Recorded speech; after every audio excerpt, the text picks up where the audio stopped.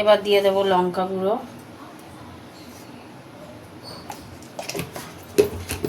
দেব একটু নুন দিয়ে দিলাম। আচ্ছা, আমার মাছে নুন দেওয়া নেই বুঝেছো। আর দিয়ে দিলাম একটু মিষ্টি দিয়ে দিলাম। এবার দেব দই, একটু দেব সর্ষের তেল, দেব এই রান্নাটা একটু সর্ষের তেল লাগে, আর একটু পরে দেবো। এবার এটাকে আমি মাখিয়ে নিচ্ছি বুঝেছো, মাখিয়ে নিচ্ছি। এবার মাছগুলো দেবো।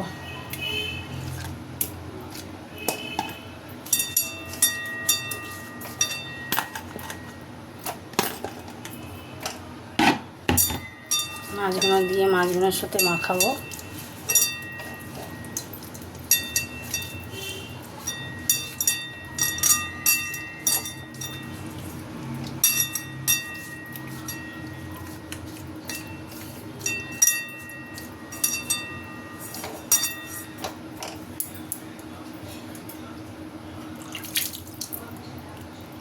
হাত ধোয়া জল দিলাম একটু,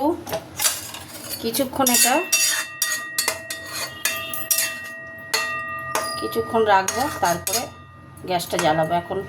এখন করবো না, চাপা দিয়ে দিই, একটু রেস্টে থাকুক। চলে এলাম বন্ধুরা, এই যে চেরা কাঁচা লঙ্কা কতগুলো দিলাম। এবার আমি গ্যাসটা জ্বালাবো, এটা ফুটে ফুটে জলটা একদম কমে আসবে, এইভাবে রান্নাটা হবে। চলো গ্যাস জ্বালিয়ে দেবো। এবার গ্যাস জ্বালিয়ে দিলাম, চাপা দিয়ে দিলাম, হতে থাক। ফুটছে, ওপর দিয়ে আরেকটু তেল ছড়িয়ে দেবো, সর্ষের তেল ছড়িয়ে দিলাম। চাপাটা খোলাই থাকুক, ফুটতে থাকুক। এরকমভাবে ভালো লাগে ইলিশ মাছ, একটু উল্টে পাল্টে দিতে হবে, তাহলে সব জায়গায় হবে আর কি, সিদ্ধটা হবে। উল্টে পাল্টে দিতে হবে যাতে মাছ না ভেঙে যায়। এই যে দিচ্ছি উল্টে পাল্টে। হ্যাঁ, মাছটা ডিম আছে, হতে থাক। এই সময় একটু টমেটো গ্রেট করে রেখেছিলাম, টমেটোটা একটু দিলাম, একটা ছোট্ট টমেটো দিয়েছি যাতে টক না হয়, দই দিয়েছি তো ওই জন্য টমেটোটা ছোটো দিলাম। আবারও নেড়ে দেবো, হতে থাক।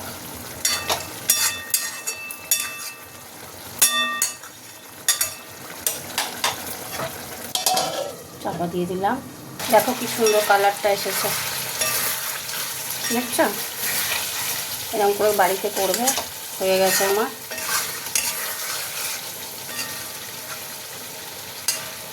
মাছও সিদ্ধ হয়ে গেছে, আর দেবো না কিছু, কালারটা শুধু দেখো। যেরকমভাবে ইলিশ মাছটা বানালাম দেখলে তো কেমন হবে। চলো এবার রান্না আমার কমপ্লিট, গ্যাস অফ করে দিলাম, একটু চাপা দিয়ে দিলাম, তোমাদের সাথে কথা বলি। তো ইলিশ মাছটা কীভাবে বানালাম দেখলে তো, সব গুঁড়ো মশলা দিয়ে, কোনো না, দই সর্ষে তো সবসময় খাই, তো একটু আজকে অন্য রকমভাবে বানালাম। চলো টাটা, রান্না শেষ হয়ে গেল, কমপ্লিট। টাটা, কমেন্ট করবে ভুলবে না।